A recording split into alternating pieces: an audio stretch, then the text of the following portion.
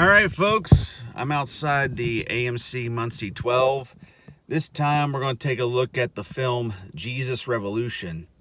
I want to kind of give my thoughts after the film because I may have a cool story to share about this. But yeah, let's go inside and check this film out. Hear a lot of positive things about it, so let's go.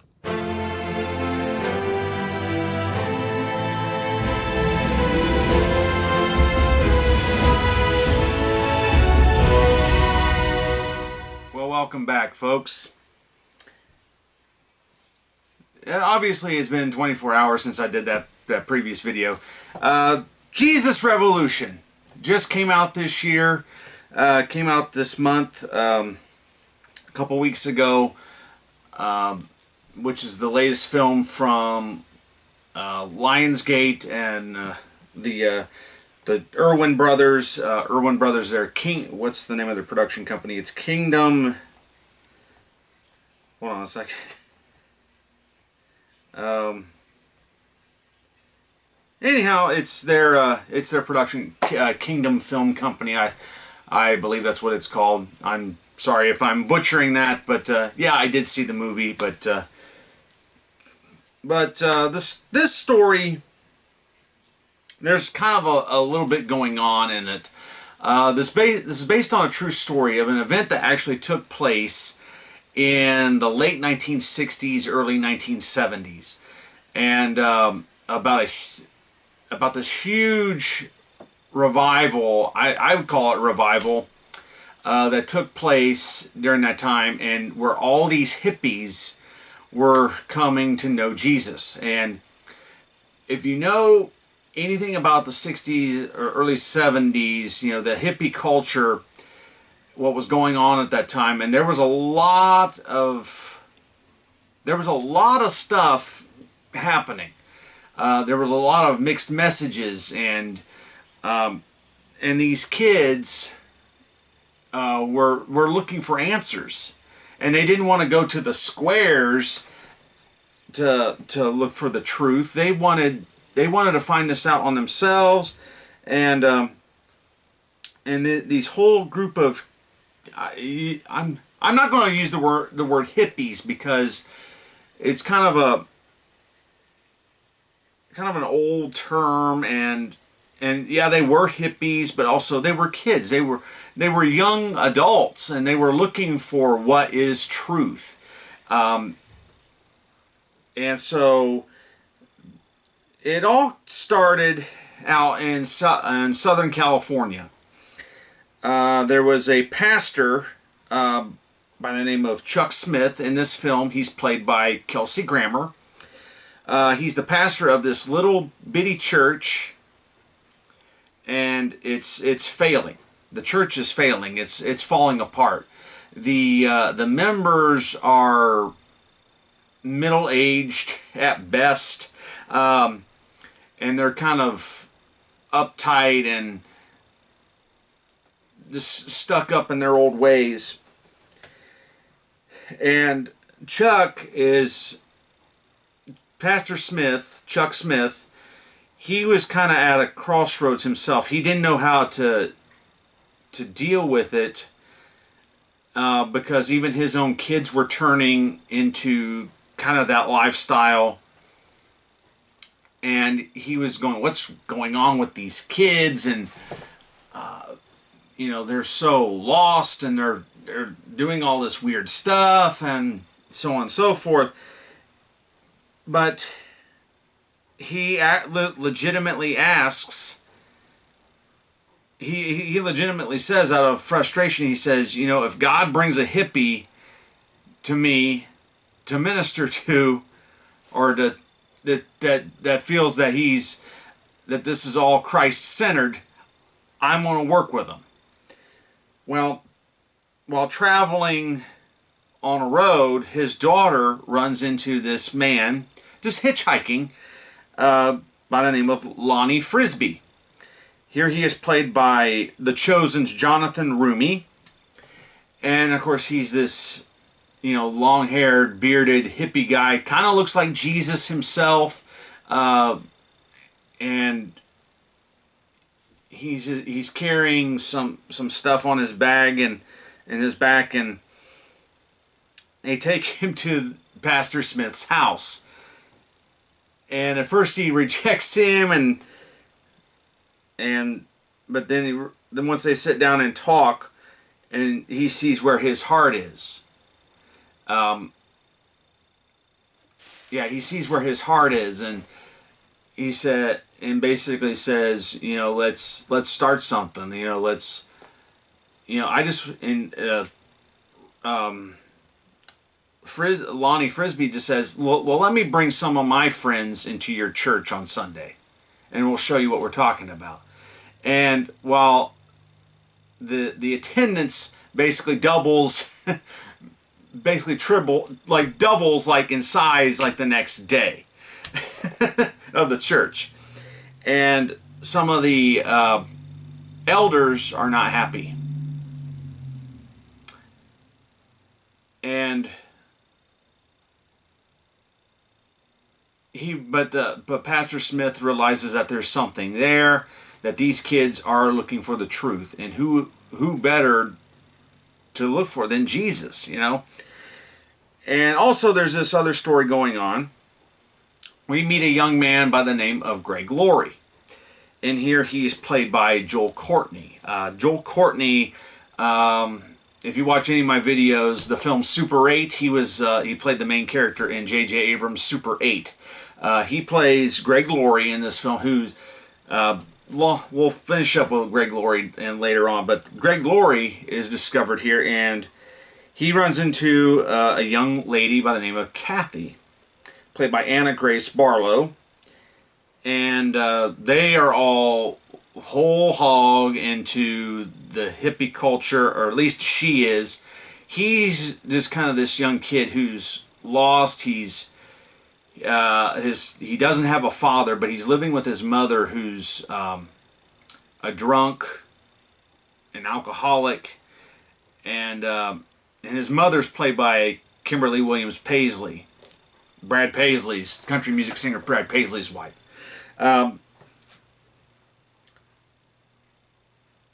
But she's this alcoholic, and so he's having to basically take care of her, and he's going to this military school, and then he meets Kathy. Spoiler alert: Kathy will end up being his wife eventually, but they were whole-hedged into the hippie culture, and there is a little bit of drug usage in this film. I will forewarn you that, where they take some drugs, and they have a trip. But then they find out about this preacher. Kind of looks like Jesus, and he looks like them and looks like Jesus, but also he's talking their language.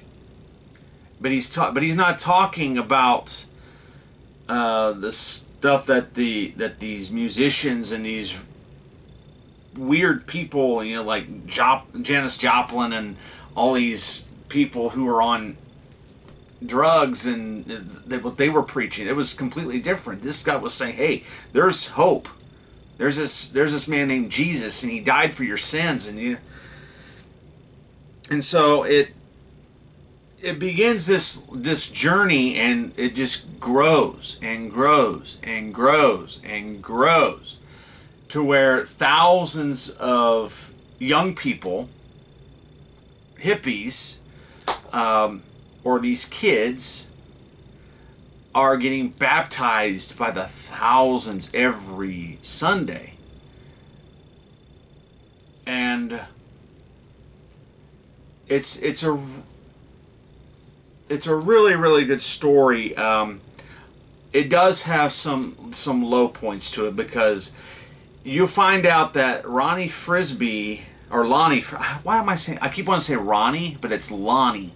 Lonnie Frisbee has his faults.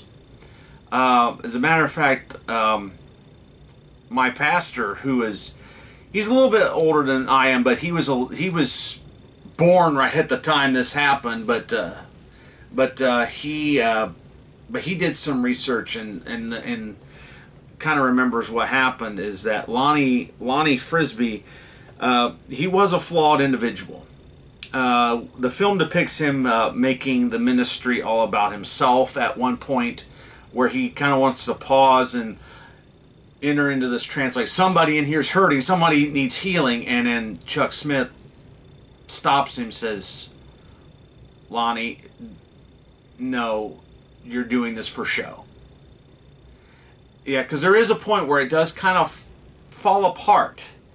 And Lonnie Frisbee did have problems, I guess, some very big problems. I guess he battled homosexuality on and off. He went back and forth between being in faith and walking away. So, but the film never didn't talk about that. It just talks about, yeah, he had problems and he went astray. He was going to be, the longer he stayed there, the more divisive that he was going to be. And so what's really neat to see, the outcome of this film, is that this film kind of came out at a time when we as a nation ourselves are like going back to like the hippies, and it's the young people. We're looking for the truth. And there's one point in the film where Pastor Smith's wife says a line that's, I thought, was so relevant to what's happening and what happens within the media as well. Is that, people are looking for the truth. They want the truth. But there's what Pastor Chuck Smith, he says, why are they buying into all these lies? Why are the kids buying into all these lies? And his wife turns to him and says, you know what, Chuck? It's the lies that scream the loudest, while the truth is the one that's quiet and still. Stop and think about that for a second. Stop and think about, like the media. Remember how they were all, how they're all hating on Trump? I'm just using this as an example, okay? Whatever you like Trump or don't like Trump. But think about, how the media treats him. You have the late night talk shows. You have all these different people in the media who are saying, who basically they're not going to stop until Donald Trump is dead, basically. But I'm using this as an example, that they're screaming, Trump hate, Trump hate, Trump hate, when the truth is none of that actually happened. Like the Rush. I'm talking about stuff like Russiagate and things like that. But Mar-a-Lago, yeah, he's got files. Okay. So does Joe Biden, but Joe Biden's trying to cover. But I'm getting off topic here. But yeah, this took place, but what I'm saying is that it's happening at a time when this movie came out at a time, like right now, we just had the Asbury revival that took place, and it all started as a worship service, and then it grew and grew to like 50,000 people are showing up to a revival in this little small town in Kentucky. The same thing happened with this Jesus Revolution.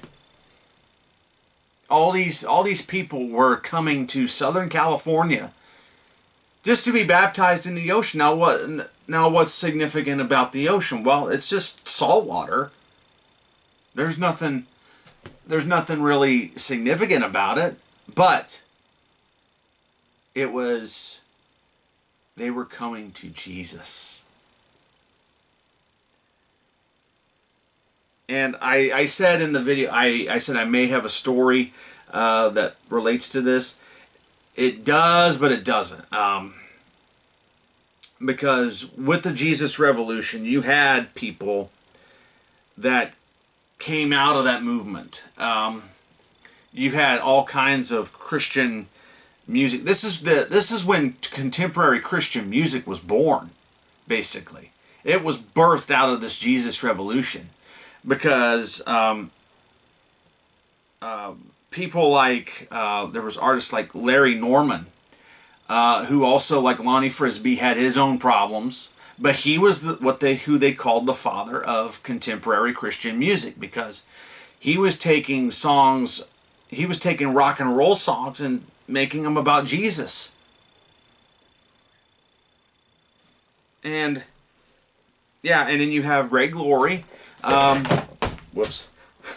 Sorry, I've got a puzzle on this table, and so I had my box up there, but it just fell off. But you have Greg Laurie, who's still to this day pastoring.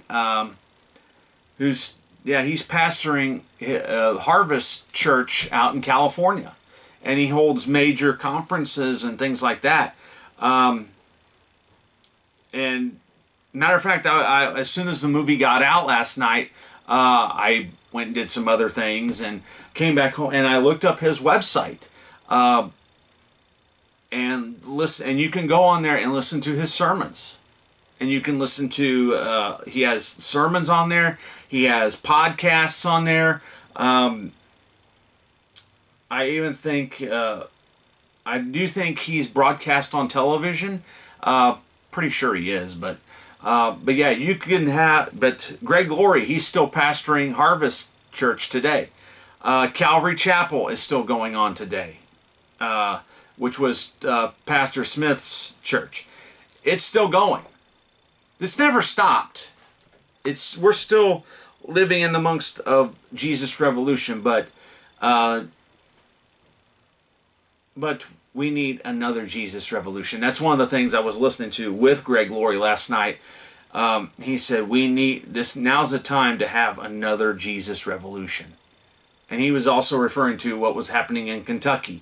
And he said, it's time. We need another Jesus Revolution where people come to Jesus and know who he is. So I would encourage you, check this out in your local theater.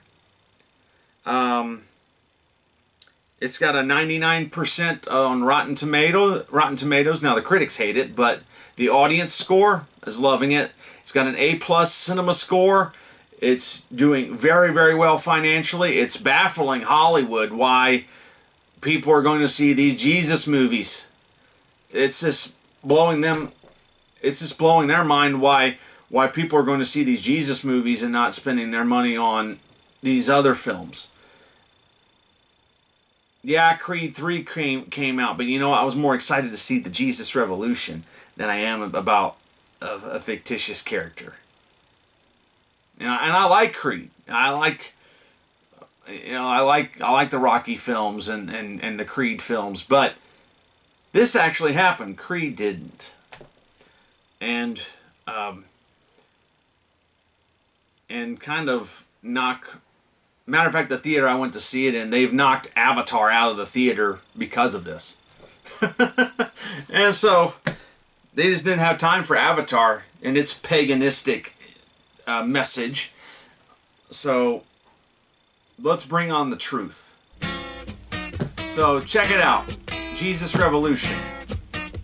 So from me to you, see you later. You can take away my kids, take away my wife.